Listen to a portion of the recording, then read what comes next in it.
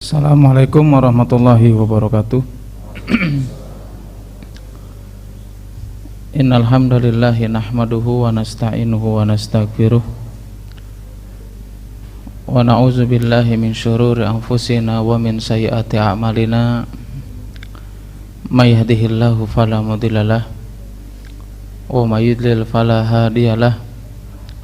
Asyhadu an la ilaha illallah wahdahu la syarikalah wa asyhadu anna Muhammadan abduhu wa rasuluhu alladzi la nabiyya ba'da.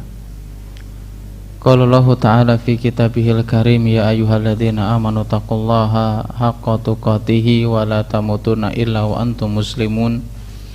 Ya ayyuhan nasu taqu rabbakumul ladzi khalaqakum min nafsin wahidah wa khalaqa minha zawjaha wa batha minhuma rijalan katsiran wa nisaa'a wattaqullaha alladzi tasaaluna bihi wal arham innallaha kana 'alaikum raqiba.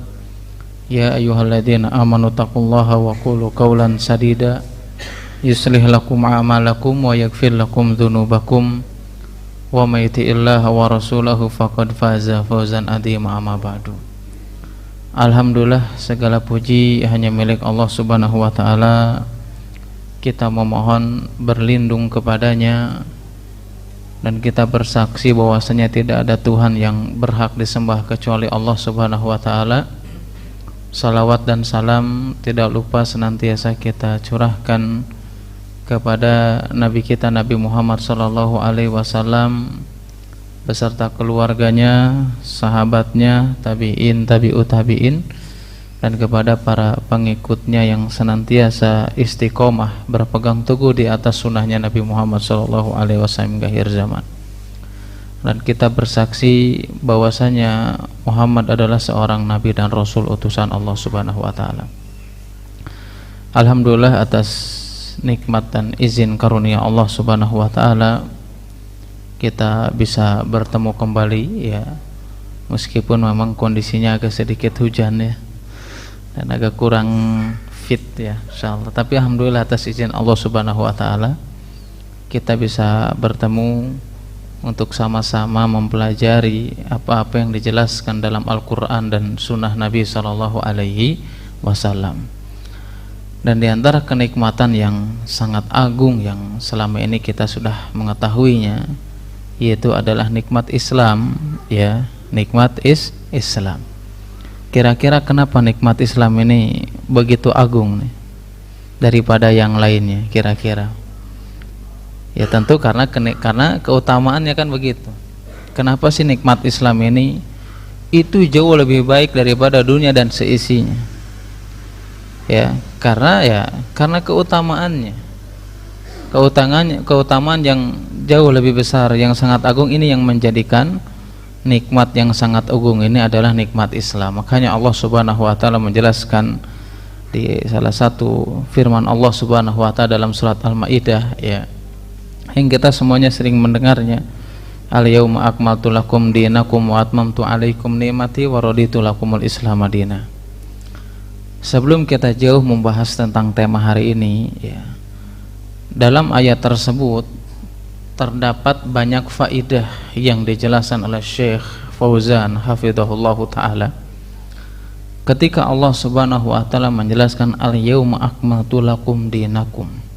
Ya, dulu ada orang Yahudi, ya, itu nanya kepada Umar bin Khattab radhiyallahu taala anhu dengan bahasa yang sopan, wahai Amirul Mukminin.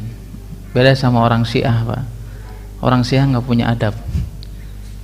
Ya, ini orang Yahudi ini jauh lebih beradab dalam masalah seperti itu. Kenapa? Ketika bertemu dengan Umar bin Khattab mengatakan apa? Wahai Amirul Mukminin. Beda orang Syiah itu pasti mencela. Orang Yahudi mengatakan apa? Bahwasanya, ya, pada kalian itu ada salah satu ayat.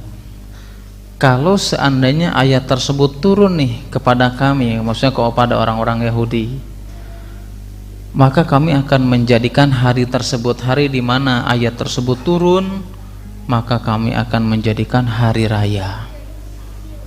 Kemudian Umar bin Khattab nanya, surat apa emang atau ayat apa gitu. Orang Yahudi mengatakan al-yauma akmaltu lakum dinakum wa atmamtu alaikum ni'mati wa raditu lakumul Islam madina. Kata Umar bin Khattab mengatakan, oh kami tahu tentang ayat itu, dan kami juga tahu itu kapan turun, hari Jumat ketika peristiwa Haji Wada. Dan ini adalah ayat yang terakhir yang turun kepada Nabi Shallallahu Alaihi Wasallam. Berarti ada kalimat sebagaimana penjelasan para ulama, salah satunya Syekh Fauzan, ayat ini adalah ayat yang terakhir turun kepada Rasulullah SAW, ya. Karena setelah ayat itu turun, ya tidak lama, waktu yang tidak lama Rasulullah SAW harus wafat.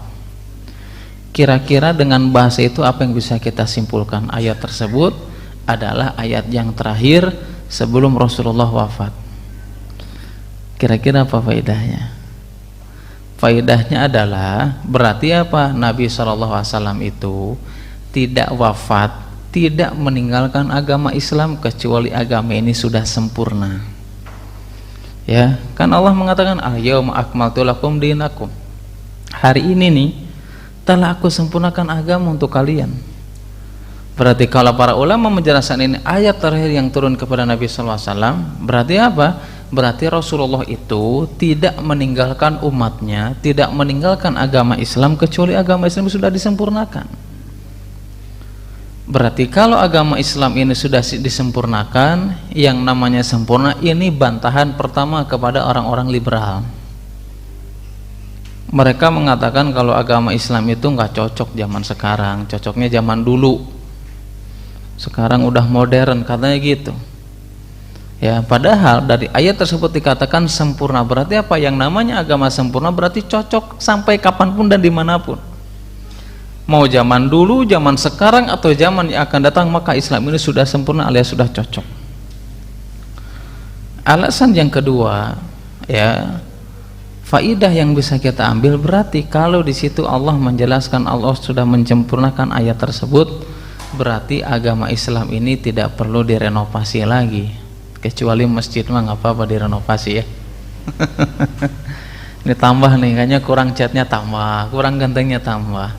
Berarti belum sempurna masjidnya.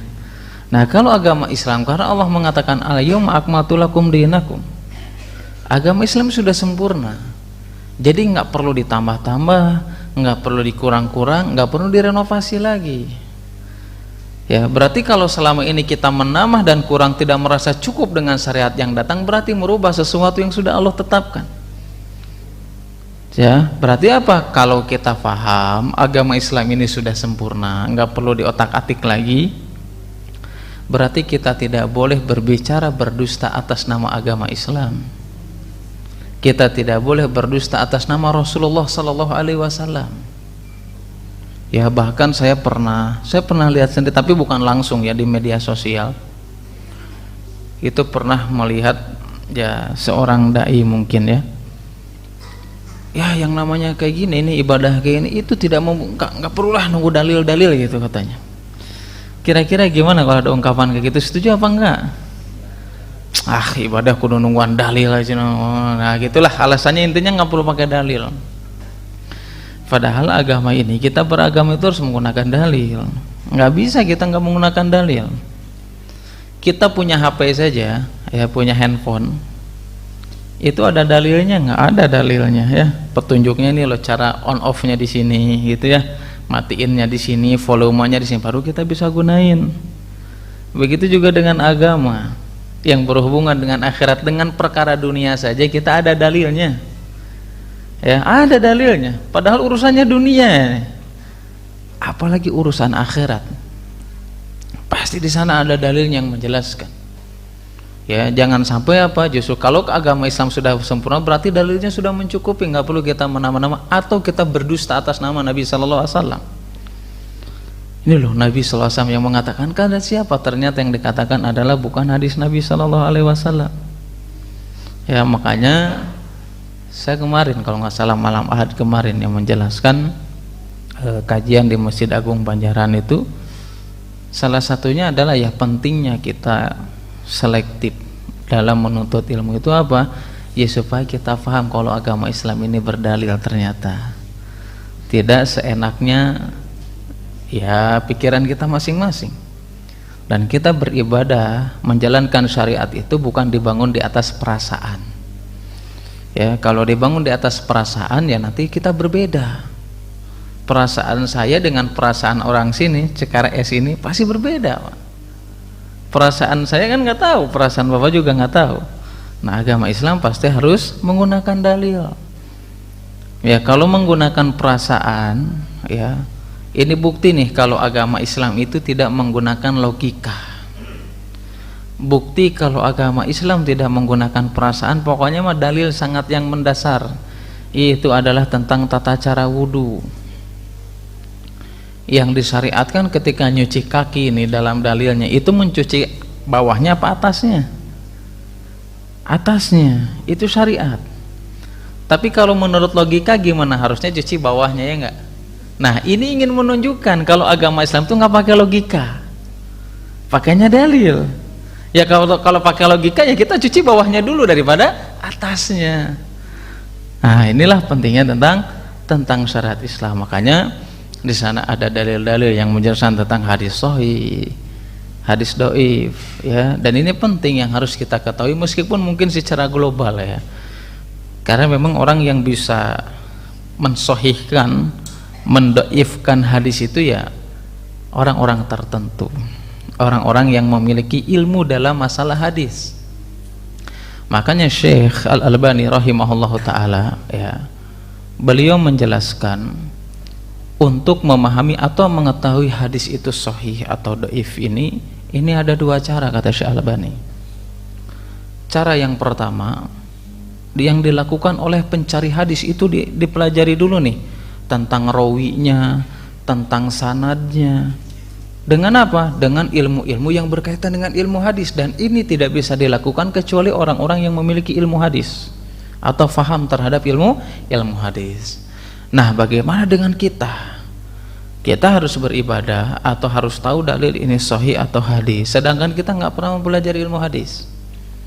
Nah, di antara penjelasan yang dijelaskan oleh Syekh Allamah Albani rahimahullahu ta'ala, nah bagi kita yang tidak memiliki kapasitas dalam bidang ilmu hadis, maka kita mencari kitab-kitab para ulama yang menghususkan ini loh hadis sahih, ini loh hadis dhaif. Ya, seperti misalkan Sahih Bukhari, Sahih Muslim, atau karangan Syekh Albani juga ada kumpulan hadis-hadis sahih. Bahkan di sana juga ada kumpulan hadis-hadis dhaif alias hadis yang lemah. Ya, kenapa? Imam Nawawi rahimahullah ta'ala dalam kitab Tamamul Minnah itu ada ungkapan atau ucapan yang dinukilkan dari Imam Nawawi rahimahullah ta'ala. Seseorang itu tidak boleh menggunakan dalil kecuali dia tahu, ya, setelah dia menelitinya, mempelajarinya, ini hadis sahih atau dhaif, dan ini bagi ahli ilmu alias orang yang memiliki ilmu dalam bidang hadis. Kemudian kata Imam Nawawi, kalau seandainya kita bukan penuntut ilmu alias bukan ahli hadis, ya, maka kita tanyakan kepada para ulama, ini hadisnya sahih apa enggak, ini hadisnya dhaif apa enggak. Nah, kalau ada yang nanya kepada para ulama, kan sebagian ada, wah tong nanyakeun dalilna lah teu kudu. Nah, ini perlu dipertanyakan kalau kayak gitu. Ya, Pak, emang dalilnya kayak gimana? Dirinya ngarti naon? Masyaallah kan gitu ya. Ngarti naon dirinya maka jeung nanya dalil. Pokokna mah ieu mah kudu. Enggak bisa kayak gitu ya. Ya kita jelaskan.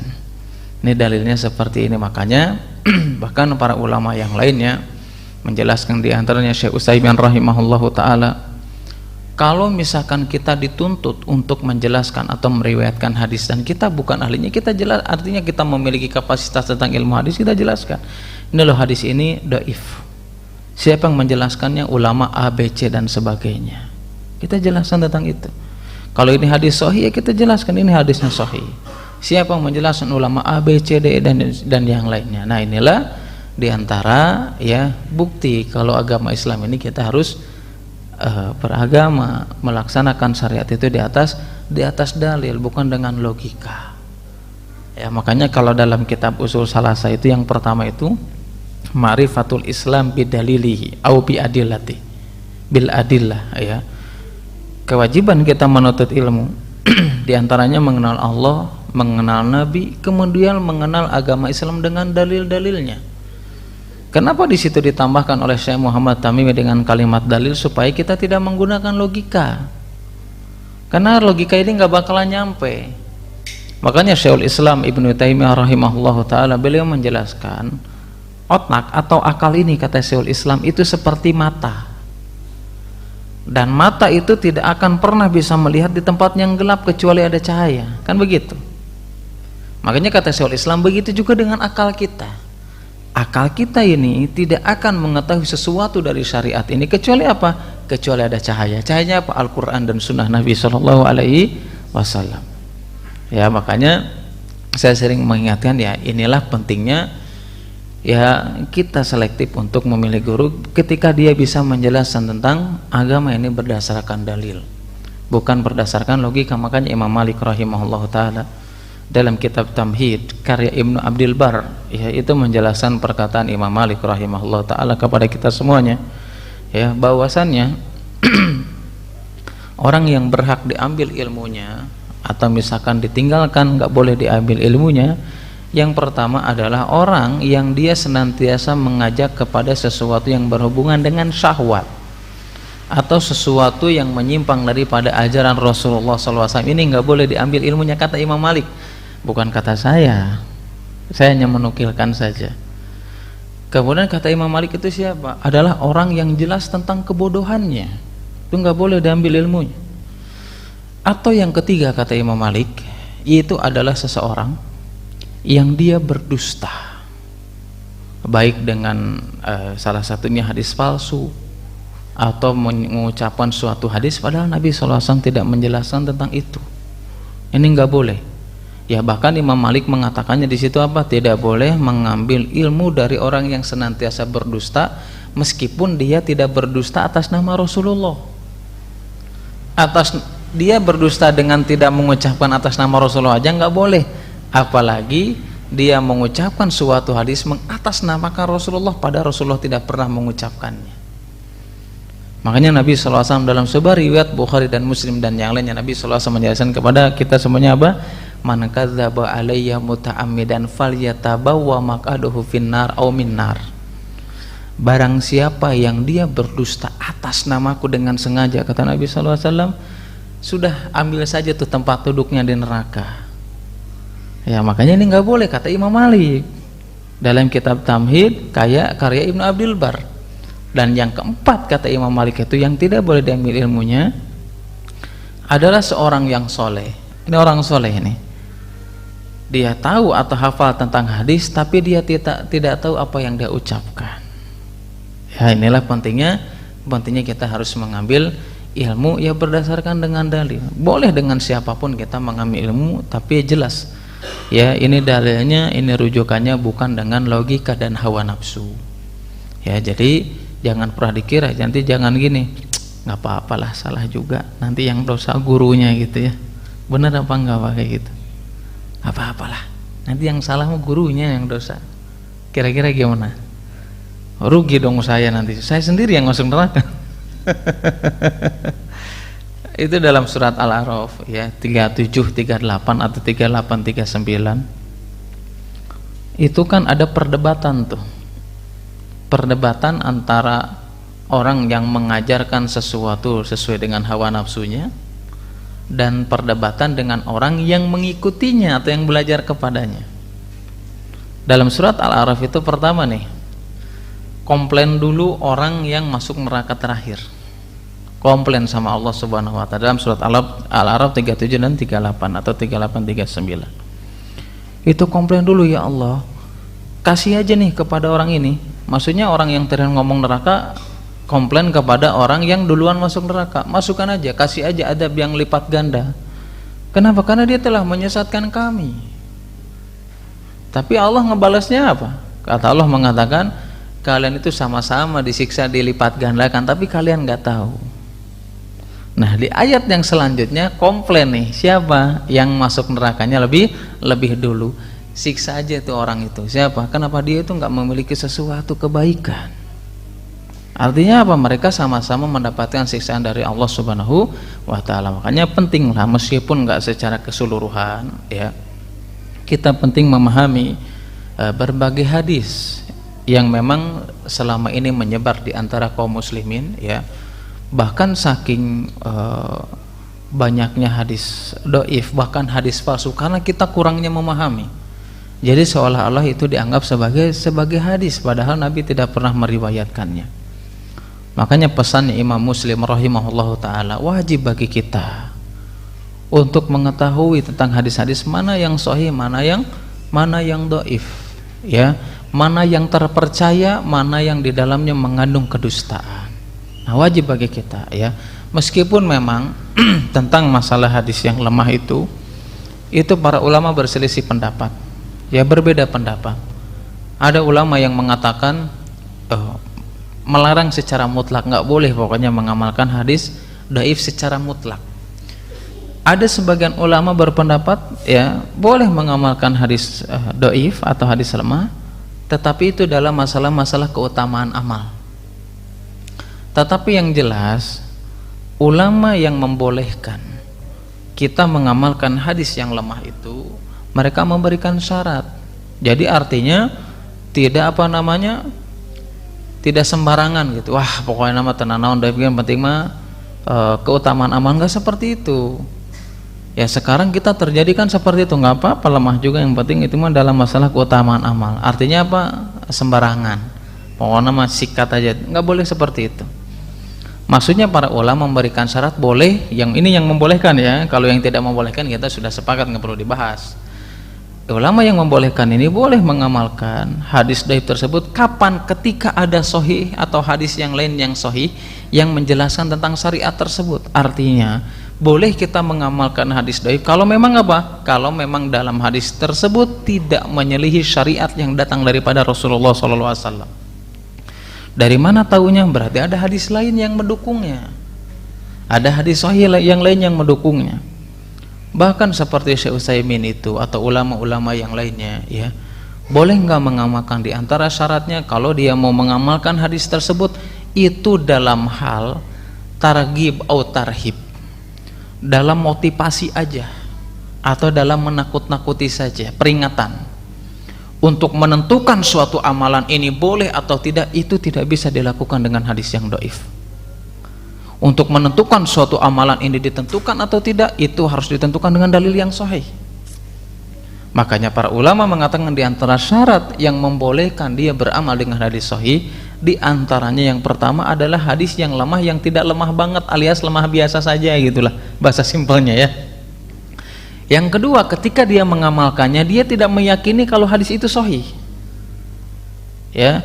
Kemudian yang ketiga, dia tidak mempopulerkannya, tidak memviralkannya, ya. Atau sebagian ulama menambahkan lagi, alias apa? Kalau dia berbicara tentang hadis yang dhaif, dia tidak boleh mengatakan Rasulullah SAW bersabda, nggak boleh.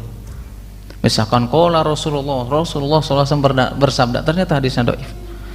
Nah, di antara yang dijelaskan oleh Syekh Utsaimin rahimahullah taala, kalau kita menjelaskan tentang hadis dhaif, kita hanya menjelaskan bahwasanya ada sebagian orang meriwayatkan hadis tersebut dari Rasulullah. Nggak boleh mengatakan Rasulullah bersabda. Jelas, ya?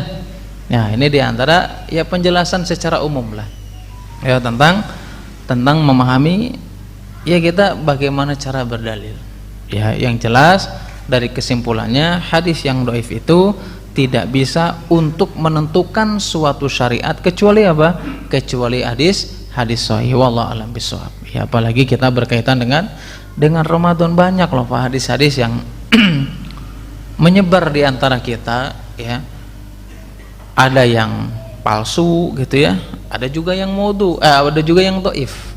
Ya, ada yang maudhu, palsu, ada juga yang dhaif, banyak, ya. Tapi kita sebutkan yang populer saja, ya. Sebenarnya banyak lah. Ya, kalau dijelaskan nanti sampai jam 12 sekalian itikaf, Pak.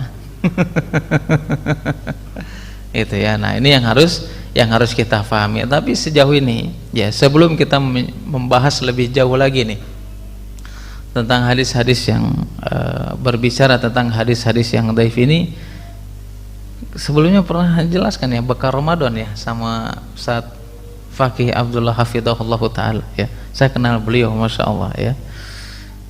Menjelaskan tentang apa, Pak? Bakar Ramadan, ya. hal-hal yang berkaitan dengan puasa gitu. Itu syarat rukun kayak gitu-gitu ya. Rukun puasa apa Pak? Rukun puasa penting loh ini. Puasa kalau nggak ada rukunnya nggak sah loh. Kayak masjid ini nih, masjid kalau nggak ada tiangnya, mau tiang pinggir kayak mau atas gitu nggak bakalan jadi masjid itu. Sama dengan puasa.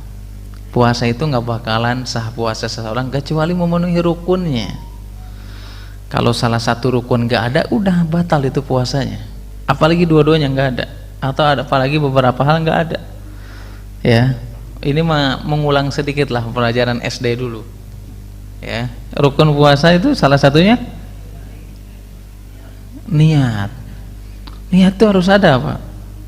Ya, niat itu harus ada. Kapan niat itu ada? Makanya Nabi SAW menjelaskan malam yujibat shaim qoblal fajri, barang siapa yang dia tidak ada niat nih sebelum terbit fajar, la siyamalahu, maka puasanya nggak sah. Betul, harus ada niat. Niat kita mau puasa, tetapi yang harus kita garis bawahi ya, niat ini seperti apa? Ada kitab yang mungkin kita sering pernah mendengar ya, meskipun belum pernah belajar. Ada salah satu kitab, salah satu rujukan Imam Madhab Syafi'i. Nama kitabnya Kifayatul Akhyar. Pernah mendengar mungkin ya? Itu rujukan dalam Madhab Syafi'i loh. Nah, dalam kitab tersebut itu kan karangan Taqiyuddin Muhammad Al-Husaini. Beliau jelas, yang menulisnya jelas bermadhab Syafi'i. Beliau mengatakan bahwasanya tidak ada perbedaan para ulama kalau niat itu semuanya adalah letaknya di hati, jadi tidak perlu diucapkan. Ini dalam kitab apa? Kifayatul Akhyar, dalam salah satu kitab dari rujukan dalam madhab Syafi'i. Jadi kalau mau niat cukup di hati saja Pak, karena beliau mengatakan apa? Udah nggak ada perbedaan lagi, niat itu letaknya di hati, nggak perlu diucapkan. Dan ini harus ada pada diri kita masing-masing. Kapan? Ketika kita mengerjakan puasa ya, kita mengerjakan puasa ya. Tapi ini khusus puasa wajib loh ya. Kalau puasa sunnah itu boleh niatnya itu nanti pagi, boleh Pak, setelah subuh misalkan. Ini pernah dilakukan oleh Nabi SAW ketika nanya ke istrinya, ke salah satu istrinya. Kepada siapa? Kepada Aisyah ya, ke salah satu istrinya Pak, bukan satu istri Pak. Ya, nanya ke Aisyah, ada makanan enggak ya? Kalau nggak ada makanan saya mau puasa nih. Padahal itu di siang hari atau di pagi hari atau di waktu duha lah ya. Ini sebagai dalil boleh kalau dalam puasa sunnah niatnya itu di siang hari meskipun sudah lewat fajar. Bahkan sebagian ulama itu boleh duhur dia niat puasa sunnah, boleh sebagian ulama ya. Kalau nggak salah nanti saya cek lagi. Kalau nggak salah di antara pendapat Syekh Utsaimin. Asal sebelumnya belum dimasuki sesuatu. Nah, ini harus tahu dulu ya sebelum kita lebih jauh lagi menjelaskan tentang hal-hal yang berkaitan hadis seputar hadis yang lemah. Nah, niatnya kapan? Berarti sebelum fajar. Apakah harus tiap hari Pak? Niatnya tiap hari apa sehari aja? Puasanya 30 hari loh. Sehari apa 30 hari Pak? Hah? Oh, udah perselisihan para ulama. Itu jawaban yang paling aman. Sebagian ulama itu mengatakan harus tiap hari ya. Sebagian ulama mengatakan lagi di antara pendapat yang mendekati kuat itu cukup sekali aja untuk 1 bulan ya, karena satu kesatuan puasa Ramadan itu tidak bisa dipisahkan kecuali terputus dengan sakit atau udzur lain, maka dia harus memperbaharui niatnya. Adapun rukun yang kedua yaitu adalah meninggalkan sesuatu yang memang bisa membatalkan puasa ya.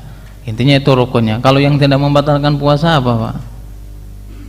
Junub batalkan enggak? Saya belum mandi, maaf ya, belum adus saya.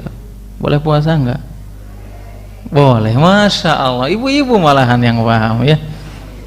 Atau misalkan kita tidur siang mimpi itu gimana tuh? Puasa apa enggak usah?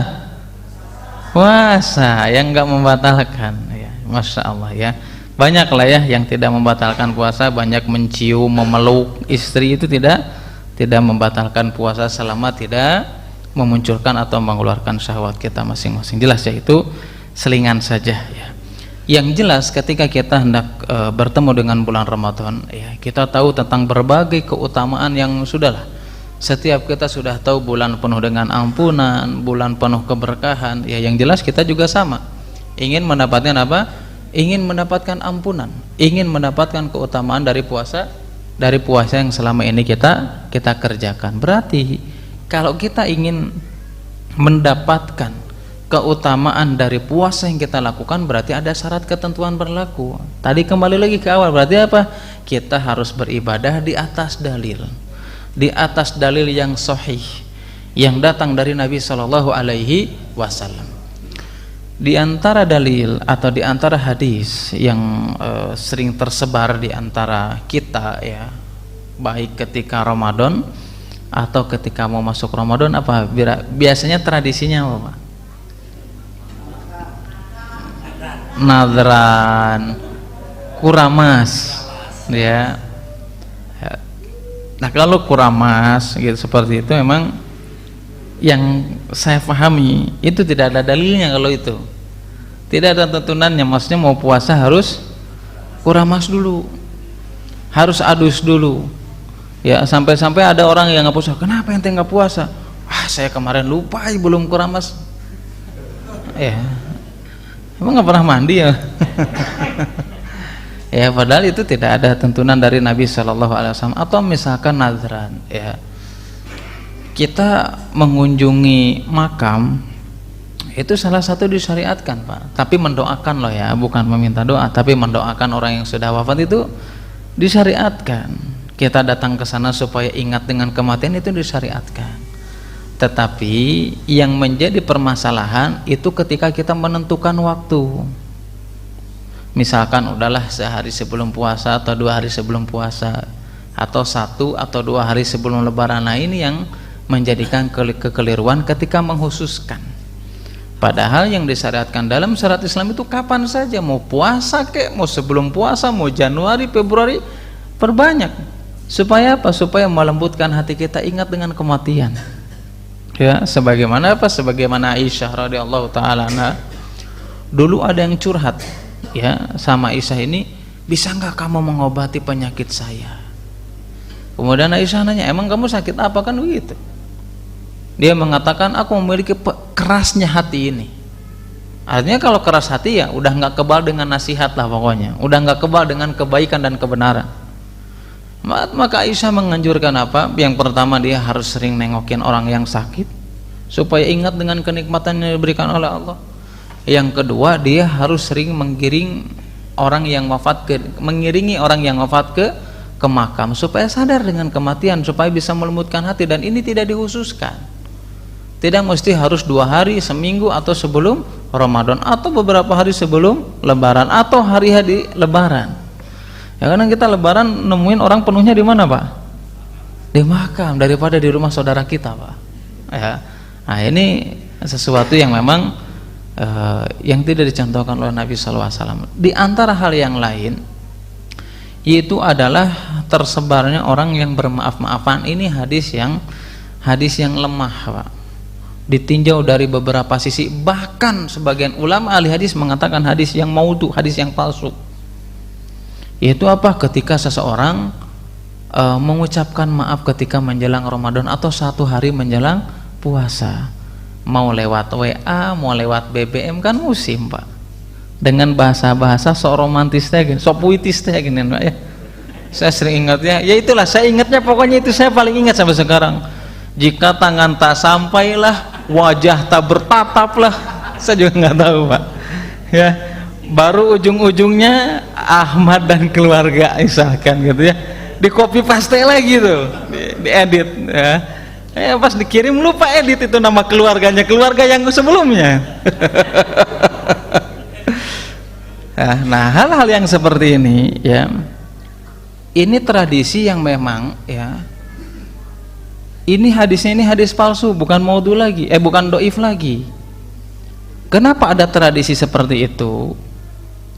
Mereka berdalil dengan sebuah hadis, ya, atau sebuah riwayat. Itu adalah menjelaskan tentang Rasulullah SAW ketika itu sedang berkhutbah Jumat, ya. Tiba-tiba ya Nabi SAW mengucapkan amin 3 kali. Para sahabat kaget, tiba-tiba para sahabat juga ngikut ngaminin.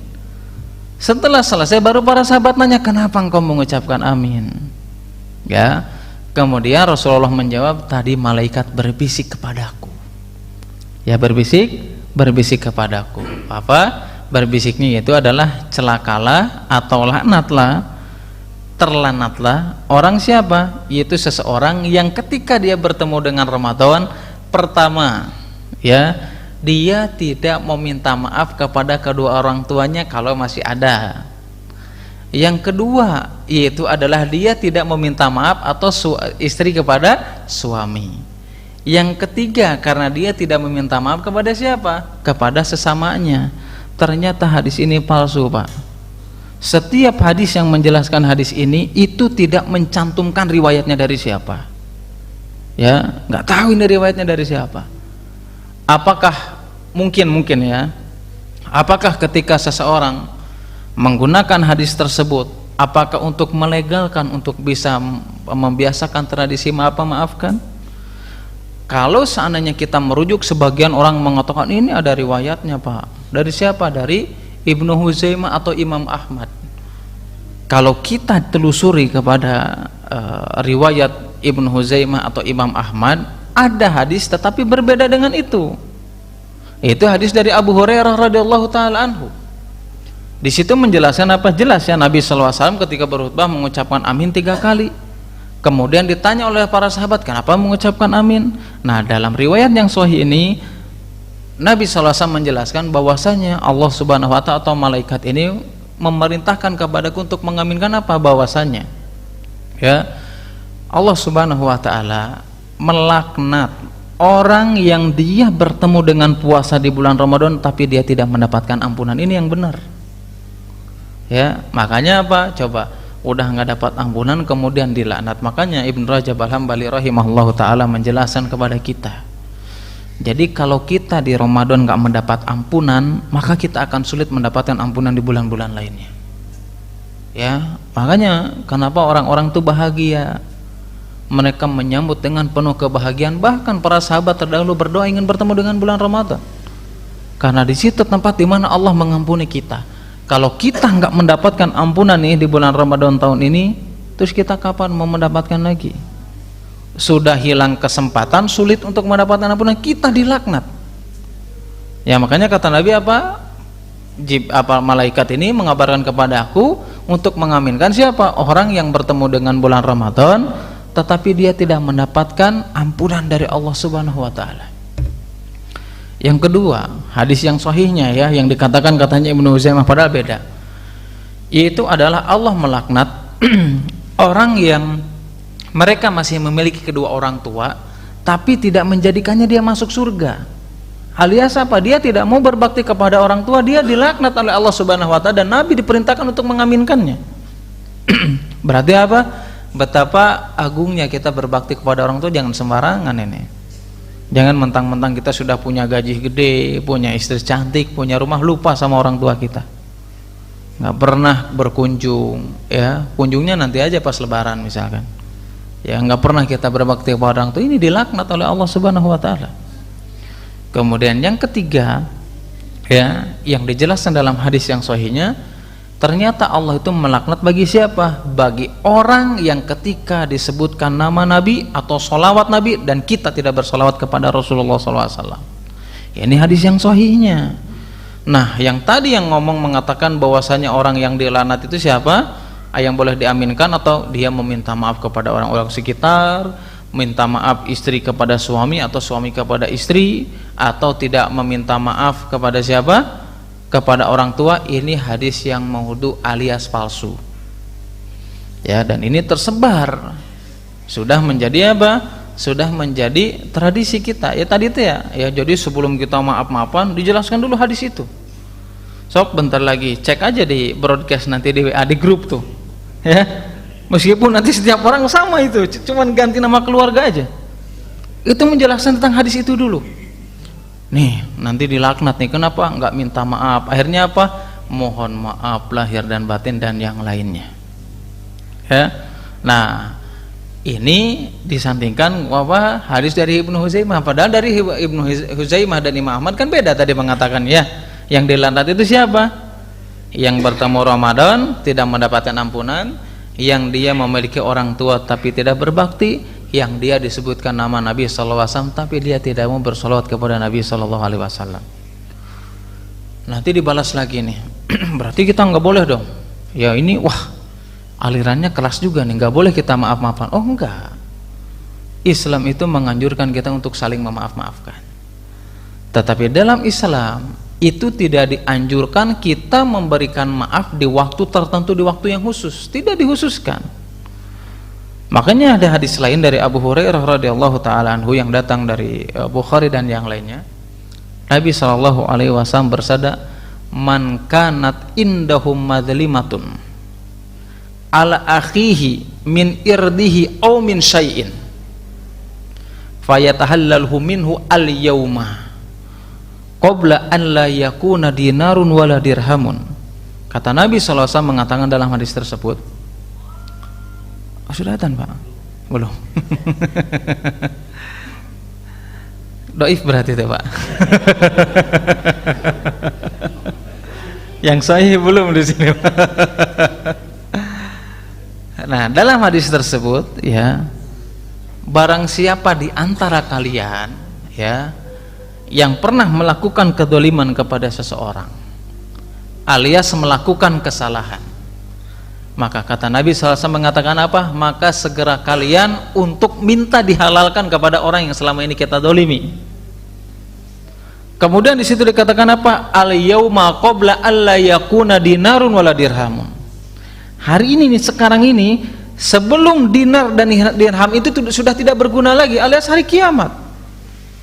Kemudian kata Nabi SAW, man kana lahu amalun solihun ukhida minhu biqadarin madlimatihi. Barang siapa yang dia memiliki amalan soleh tapi dia belum sempat meminta maaf, maka kata Nabi SAW, amalan tersebut akan diambil buat orang yang kita dolimi selama ini. Wa illam yakun lahu hasanatu ukhida min hasanati li sahibihi.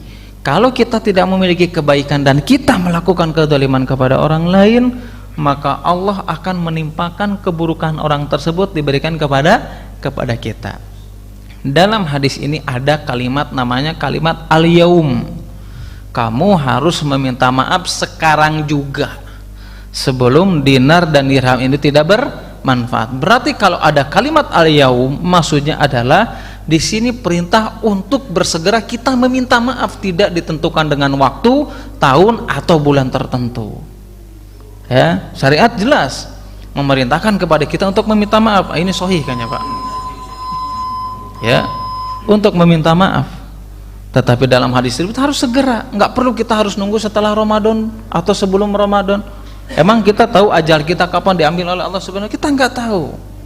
Justru Islam memerintahkan kita harus menyegerakannya, tidak harus menunggu. Kalau misalkan para ulama itu menggarisbawahi, kalau seandainya saja, karena kita di luar kota misalkan ada kesibukan, kita tidak bisa bertemu dengan keluarga kita atau orang yang selama ini kita melakukan kesalahan, bisanya sebelum Ramadan, ini nggak masalah karena kita nggak bisa. Yang jadi masalah kita menentukan nih harus sebelum Ramadan. Nah, ini keluar daripada ajaran Islam. Wallahu a'lam bishawab. Nanti setelah ini dilanjut lagi ya, insyaallah. Subhanakallahumma wa bihamdika asyhadu an la ilaha illa anta astaghfiruka wa atubu ilaik. Wassalamualaikum warahmatullahi wabarakatuh. Hadis-hadis yang dinilai lemah oleh para ulama ahli hadis, yang memang yang harus kita ketahui ya, yang sering tersebar di antara kita atau di masyarakat kita. Tadi kita menjelaskan tentang salah satu hadis yang bahkan bukan hanya sekedar dinilai dhaif ya, ternyata maudhu ya, karena dari sisi periwayatannya enggak jelas juga. Kalau itu disandarkan kepada Ibnu Huzaimah dan Imam Ahmad, ternyata berbeda ya, berbeda redaksi, berbeda dengan hadis yang datang dari Nabi SAW. Meskipun tadi sudah kita jelaskan ya bahwasanya agama Islam itu bukan melarang untuk memberikan maaf atau saling memaafkan. Yang dilarang itu, yang memang tidak diajarkan dalam Islam itu, yaitu adalah ketika memberi maaf atau meminta maaf itu dikhususkan pada bulan atau pada waktu tertentu ya. Dan tadi sudah kita jelaskan, bahkan Nabi SAW mengatakan apa, al-yaum qabla alla yakuna dinarun wala dirham. Kamu harus segera meminta maaf itu sebelum dinar dan dirham ini sudah nggak bermanfaat lagi, alias hari kiamat. Nah, tapi kalau misalnya ada alasan, ya kan Ustaz, ya gimana ya, kita juga nggak tahu, kadang ada kesalahan yang tidak disengaja gitu. Ya jelas, betul itu ungkapan, kadang kita melakukan kesalahan yang tidak disengaja. Tetapi apakah harus setiap orang yang ketemu sama kita harus kita meminta maaf? Kan enggak juga. Ya kalaupun seandainya anggap saja kita melakukan kesalahan yang tidak sengaja. Dalam sebuah hadis Nabi Shallallahu Alaihi Wasallam menjelaskan kepada kita semuanya, innallaha tajawaza li an ummati an al-khata'u wa nisyan. Dalam hadis tersebut dikatakan bahwasanya Allah Subhanahu wa taala itu memberikan maaf kepada siapa? Kepada umatku. Kapan Allah memberikan maaf? Kalau seandainya kita melakukan kesalahan atau lupa atau karena tidak sengaja, Pak. Berarti apa kalau dalam hadis tersebut dikatakan Allah memaafkan segala sesuatu yang kita melakukannya tidak sengaja atau karena lupa atau karena dipaksa? Berarti secara otomatis sebetulnya kita nggak perlu meminta maaf karena Allah sudah memaafkan itu. Ya berarti ini bertentangan dengan apa? Dengan hadis yang datang dari Nabi Shallallahu Alaihi Wasallam. Atau hadis yang lainnya, ya, yang hadis tersebut yang kedua nih banyak diriwayatkan dari berbagai sahabat. Salah satunya dari Salman Al Farisi atau dari Sa'id bin Musayyab, atau misalkan dari sahabat-sahabat yang lain, yaitu Ali Al-Hujri radhiyallahu ta'ala anhum. Yaitu hadis yang menjelaskan, hadisnya panjang ya, nanti saya intinya sebutkan. Yang jelas hadis tersebut itu menjelaskan kepada kita bahwasanya pertama, pada bulan Ramadan ini di situ ada malam yang lebih baik daripada 1000 bulan. Berarti berapa tahun, Pak? 83,4 tahun ya, kurang lebih ya. Kurang lebih seperti itu. Kemudian dijelaskan lagi dalam hadisnya nih ya, yang datang dari Salman Al Farisi ini. Kemudian barang siapa yang dia melakukan atau Allah Subhanahu wa taala itu mewajibkan di siang harinya berpuasa, di malam harinya disunahkan untuk sholat malam alias sholat tarawih, dan barang siapa yang dia melakukan sunnah ketika itu seolah-olah dia melakukan satu kewajiban pada bulan yang lainnya ya. Dan barang siapa yang dia melakukan satu kewajiban pada bulan tersebut, itu seolah-olah dia melakukan 70 kebaikan di bulan yang lainnya. Dan bulan tersebut adalah bulan saling tolong menolong, bulan di mana Allah menambahkan rezeki seseorang, bulan di mana ketika seseorang memberikan hidangan kepada orang yang berpuasa, maka Allah akan mengampuni dosanya dan Allah akan menghindarkannya dari neraka. Kemudian para sahabat bertanya, ya Rasulullah, kalau seandainya yang bisa membebaskannya dari neraka karena untuk memberikan hidangan, kami tidak semuanya bisa melakukan itu, karena tidak semuanya sahabat memiliki harta, kan begitu. Kemudian Nabi SAW mengatakan bahwasanya bisa saja kamu dengan apa? Dengan memberikan sepotong kurma atau misalkan segelas air minum atau sedikit dari susu.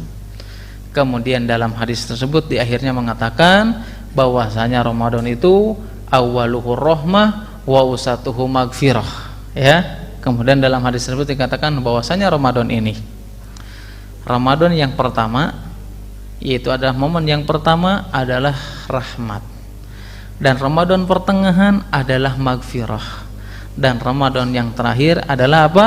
dibebaskan seseorang dari neraka. Ternyata hadis ini lemah. Lemahnya dari mana? Para ulama hadis menjelaskan di situ ada namanya Ali bin Zaid Jad'an. Itu seorang rawi yang lemah. Menurut siapa? Menurut para ulama pakar ahli hadis. Siapa yang melemahkannya? Banyak. Al-Mundhir, atau misalkan diantaranya Syekh Al-Albani rahimahullahu ta'ala dalam kitab Mishkat. Ya, kenapa hadis ini lemah? Karena ada perawi, yang perawinya di sini adalah perawi yang sangat lemah, yang tidak bisa dipertanggungjawabkan hadisnya. Makanya kenapa dinamakan lemah? Berarti ini juga bertentangan. Kan tadi kita boleh ya mengamalkan suatu hadis yang dhaif ketika ada hadis sahih yang menguatkannya. Nah, sekarang hadis ini yang mengatakan bahwasanya Ramadan yang pertama itu rahmat, pertengahan magfirah atau ampunan, kemudian yang akhirnya adalah dibebaskan neraka, ini jelas bertentangan dengan hadis yang sahih yang lainnya. Kenapa demikian? Karena Ramadan ini dari awal sampai akhir semuanya adalah rahmat dan ampunan. Makanya hadis yang masyhur yang diriwayatkan Bukhari dan Muslim yang sering kita bacakan apa? Man shoma Ramadana imanan wahtisaban ghufira lahu ma taqaddama min dzambi. Barang siapa dia bertemu dengan Ramadan didasari dengan keimanan dan mengharapkan ganjaran dari Allah, maka dia mendapatkan ampunan. Apakah hadis itu mengkhususkan pertengahan, awal atau akhir bulan? Tidak. Ya, berarti hadis dhaif ini bertentangan dengan hadis sahih yang menguatkannya. Nah, sekarang kalau mengatakan misalkan pertengahannya itu adalah ampunan, ini juga sama, bertentangan dengan hadis sahih yang lainnya. Yang Nabi SAW menjelaskan apa? Inna lillahi fi kulli yaumin wa lailatin utaqa'u minan nar fi syahri Ramadan wa inna likulli muslimin da'watan mustajab. Dalam hadis lain Nabi SAW mengatakan bahwasanya Allah Subhanahu wa taala pada setiap hari, baik siang hari atau malam hari di bulan Ramadan, maka apa? Maka Allah Subhanahu wa taala akan membebaskan seseorang dari nerakanya Allah Subhanahu wa taala. Hadis ini mengatakannya apa? Siang dan malam selama bulan Ramadan. Berarti bertentangan dengan hadis yang sebelumnya yang mengatakan kalau magfirah itu adanya di akhir Ramadan. Jelas ya? Ini hadis yang lemah. Hadis yang lemah yang lainnya, di antaranya hadis yang familiar yang sering kita dengar, yaitu adalah bahwasanya sebetulnya ini ngeles saja alasan orang yang malas beribadah ketika puasa di bulan Ramadan. Ya, dalam hadis tersebut apa? Orang yang tidur ketika puasa, atau nama soimi al ibadah, tidurnya orang yang berpuasa ini adalah ibadah. Setuju kalau kita malas ibadah. Ya, kemudian di situ lagi dijelaskan wasumtuhu tasbih, dan puasanya adalah tasbih. Wa du'ahu mustajab, dan doanya adalah mustajab. Wa amaluhu mudha'af, dan amalannya dilipat gandakan. Tetapi hadis ini lemah. Lemahnya alasan saja ya, ini hanya sekedar pengetahuan saja. Yang menjadikan hadis ini lemah, salah satunya ada perawi. Siapa perawinya? Namanya adalah Sulaiman bin Amr, yang menurut ulama ahli hadis bahwasanya orang tersebut lemah, artinya tidak bisa dipertanggungjawabkan dalam hadisnya. Ya. Kemudian ada ulama lain lagi yang mengatakan bahwasanya di sana ada Ma'ruf bin Nasr. Ma'ruf bin Nasr juga sama seorang perawi yang menimbulkan hadis tersebut lemah. Ya. Tapi apakah orang yang berpuasa itu dilarang tidur? Ya boleh, nggak dilarang. Selama kapan? Ya betul, tidurnya ini akan menjadi ibadah kapan? Dijelaskan oleh para ulama, pertama Syekh Utsaimin, yang kedua dijelaskan oleh namanya Ibnu Rajab Al-Hambali dalam kitab Lataiful Ma'arif. Beliau menjelaskan tidur yang menjadikan ibadah itu, beliau mengatakan ya, ketika seseorang tidur, ya, kemudian apa? Atau seseorang makan dan minum aja, contohnya kata Ibnu Rajab, makan dan minum, yang dia niatkan itu supaya dia kuat sholat, kuat untuk beribadah, maka hal tersebutlah yang mendatangkan pahala. Berarti apa? Ketika kita tidur, karena tujuannya untuk apa? Ada nanti misalkan malam mau itikaf, malam mau tarawih misalkan, atau untuk menghindarkan untuk melakukan sesuatu yang sia-sia. Jika kita niatkan untuk itu, maka itu akan mendapatkan pahala. Tapi kalau tidur dari siang sampai sore licik gitu ya, dari sahur bangun-bangun asar ya, licik pas bangun-bangun udah mau buka ya, giliran sibuk nyari tajil baru bangun. Karena ada yang seperti itu. Nah makanya Syekh Utsaimin itu pernah ditanya, bagaimana kalau ada orang nih seharian tidur nih, tapi memang ketika sholat wajib bangun sholat tidur lagi. Ada Syekh Utsaimin menjelaskan, kalau seandainya orang tersebut tidur gitu ya sampai meninggalkan kewajiban, nah ini dia perlu bertaubat kepada Allah Subhanahu wa ta'ala. Tapi kalau orang tersebut tidur pas sholat wajib bangun kemudian tidur lagi, dijelaskan oleh Syekh Utsaimin rahimahullah ta'ala, berarti orang tersebut hilang melakukan peluang kebaikan, baca Al-Quran gitu ya. Jarang-jarang kan macam-macam orang, ada yang baca Quran itu khatamnya ada yang setahun sekali pas Ramadan ya, ada juga yang di luar itu banyak ya. Makanya apa? Berarti hilang kesempatan untuk melakukan kebaikan. Makanya ya ini yang dijelaskan oleh para ulama. Singkat aja ya. Kemudian hadis yang lainnya yang masyhur, ternyata hadis tersebut lemah ya. Di antaranya adalah hadis Nabi sallallahu alaihi wasallam yang menjelaskan sumu tasihu, kamu berpuasa maka kamu akan sehat. Sebagian ulama itu berkomentar, ini sebagian ulama ya, ada yang mengatakan kalau seandainya hadis tersebut sahih ya, di sana Nabi SAW itu membolehkan bagi orang yang sakit tidak berpuasa. Benar nggak? Benar kan? Ya kalau seandainya hadisnya sahih, tapi kenapa dalam syarat itu boleh orang yang sakit justru tidak berpuasa? Ini diantara alasan para ulama, salah satunya ya, selain daripada alasan perawi, ini menunjukkan hadis tersebut lemah. Kapan orang boleh nggak puasa? Ketika sakitnya kapan? Ketika sakit kapan? Boleh kan? Kok sakitnya dalam kondisi seperti apa yang boleh nggak puasa? Bismillah. Sakit panu gitu boleh nggak puasa gitu? Sakit apa?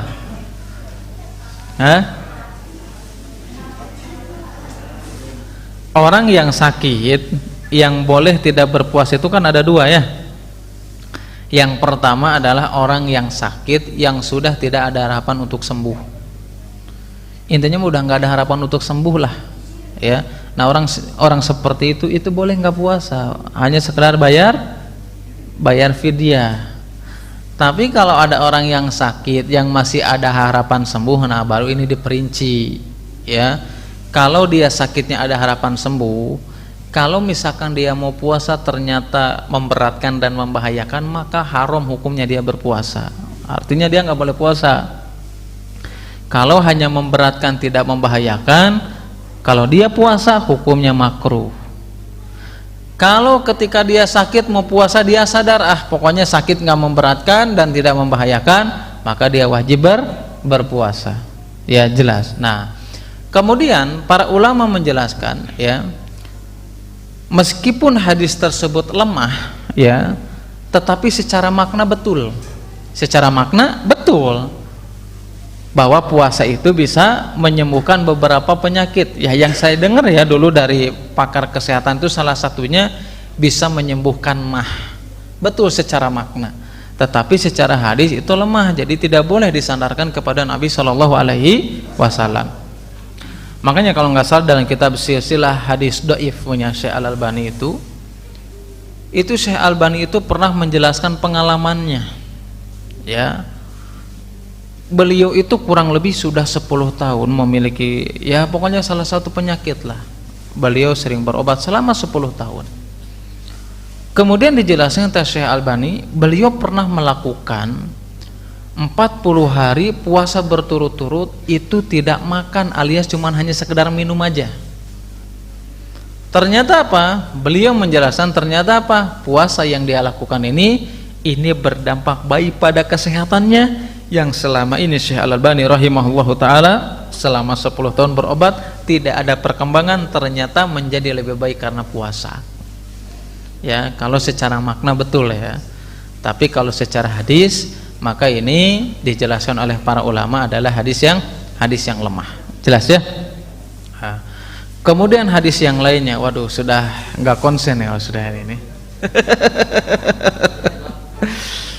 Kemudian hadis yang lainnya yang sering tersebar di antara kita, yang mana hadis tersebut ya dijelaskan oleh para ulama adalah hadis yang lemah.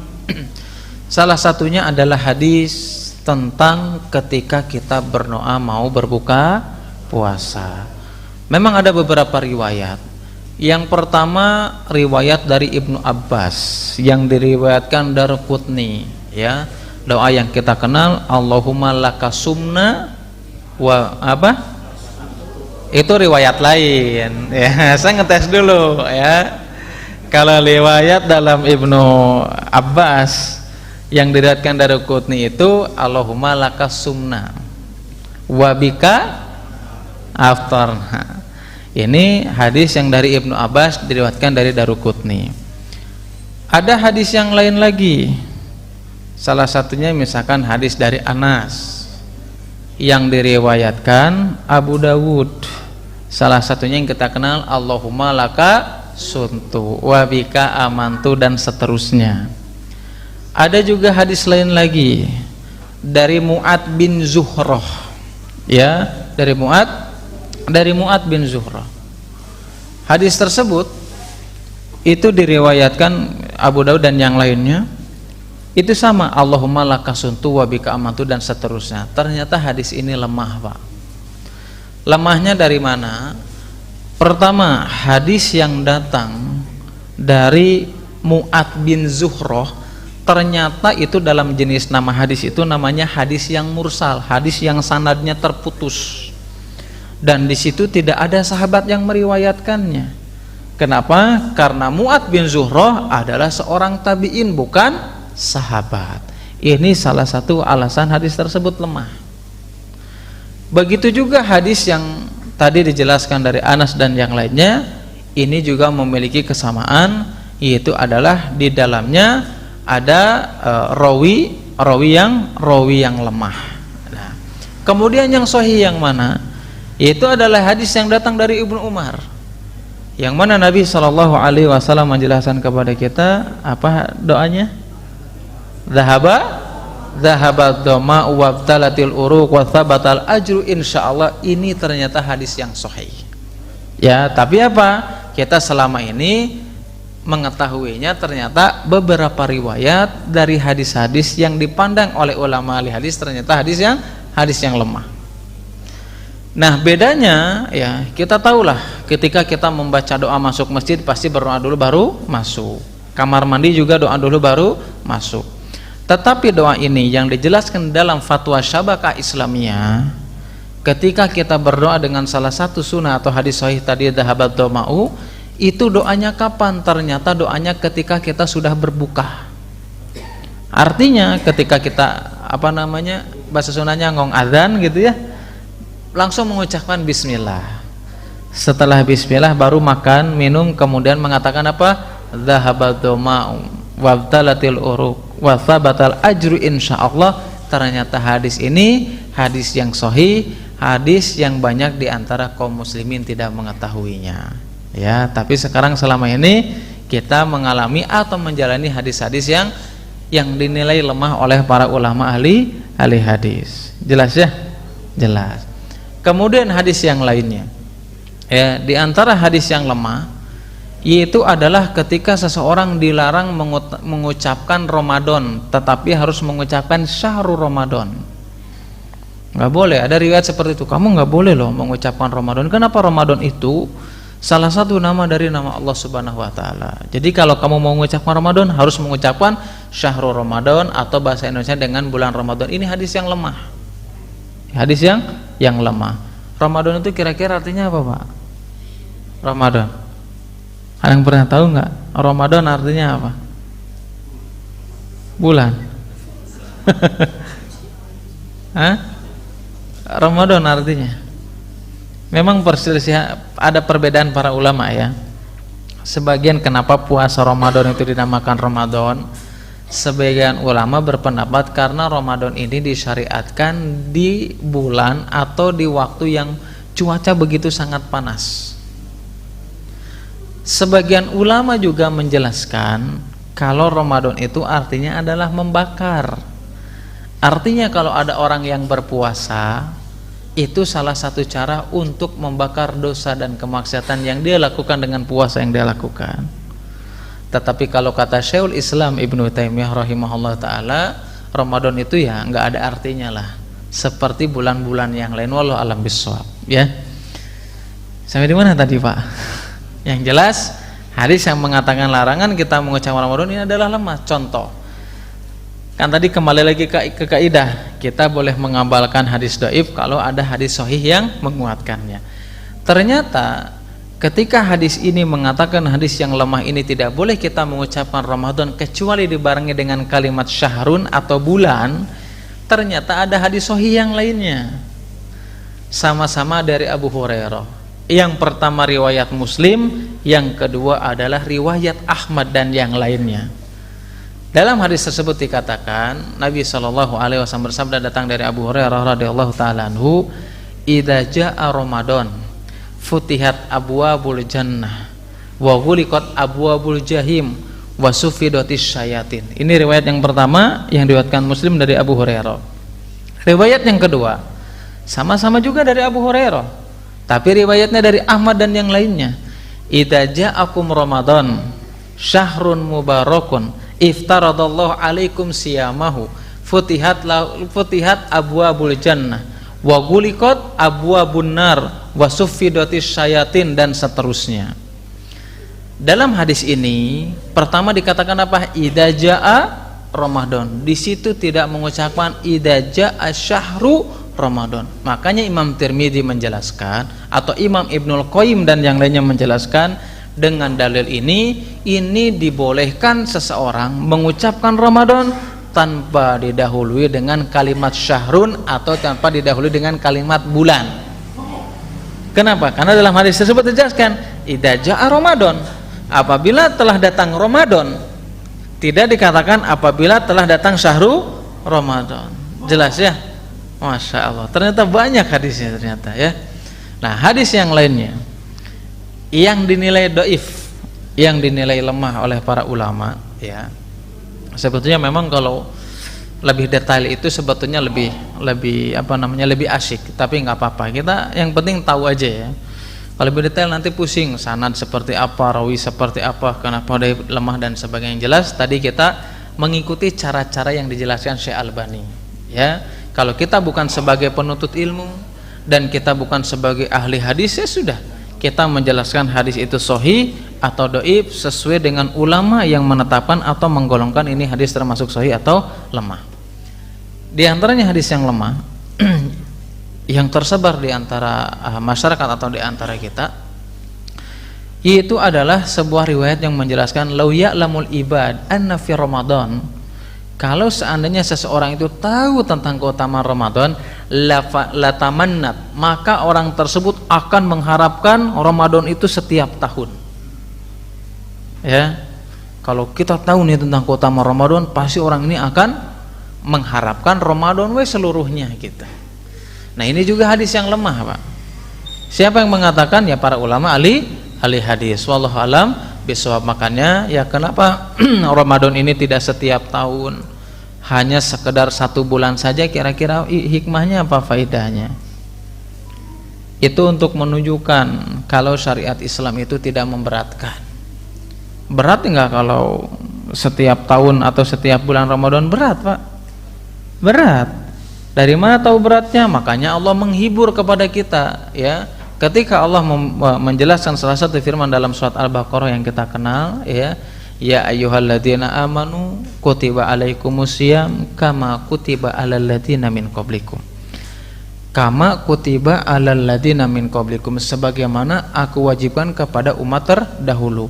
Ini kalimat ini mengandung faedah kalau puasa Ramadan itu berat, bukan sesuatu yang mudah. Kita biasa pagi misalkan bubur ya, samping pom situ ada bubur kan ya.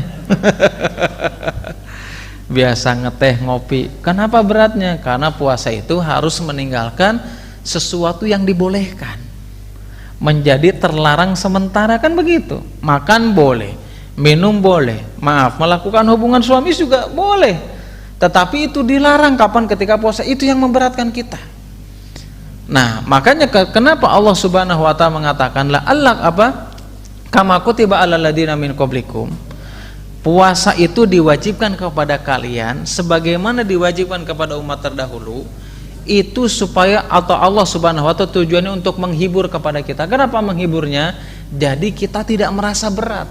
Kenapa? Umat dahulu juga diwajibkan, begitu juga dengan kita. Kalau umat dahulu bisa melakukannya, kenapa kita tidak bisa melakukan sesuatu yang lebih baik lagi daripada umat terdahulu? Makanya di situ dikatakan sebagaimana diwajibkan atas umat yang dahulu. Enggak ada loh syariat yang lainnya.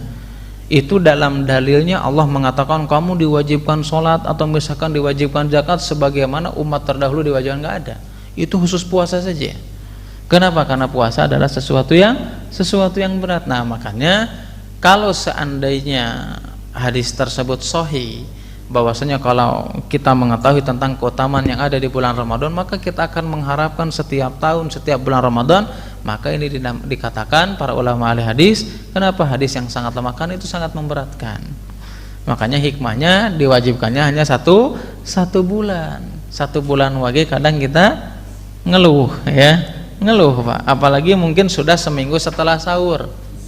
Kalau sahur pertama mah beberapa hari insya Allah hampir semuanya sama daging Pak.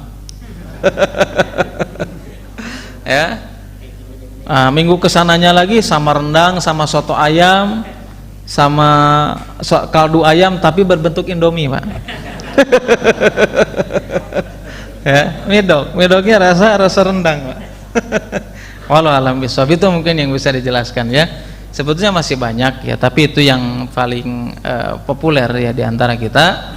Mudah-mudahan yang sedikit ini bermanfaat ya, khususnya bagi saya pribadi, umumnya bagi bapak-bapak dan ibu-ibu sekalian ya. Mudah-mudahan kita semuanya dimudahkan oleh Allah Subhanahu wa taala untuk ya bisa bertemu lah. Yang jelas tidak menolakan Allahumma balik Ramadan au Sya'ban. Ramadan ini hadisnya dhaif juga Pak ya. Kan ada doa itu Allahumma balik fi Sya'bani wa Ramadan, itu juga hadisnya lama. Yang jelas kita memohon aja kepada Allah semua kita dimudahkan oleh Allah Subhanahu wa taala untuk bisa bertemu dengan bulan tersebut ya. Karena memang ya tadi dijelaskan kalau kita tidak menyiapkannya ya, makanya ada penyesalan yang berujung dengan kepahitan. Itu adalah ketika kita bertemu dengan Ramadan tapi kita tidak mempersiapkannya dengan baik.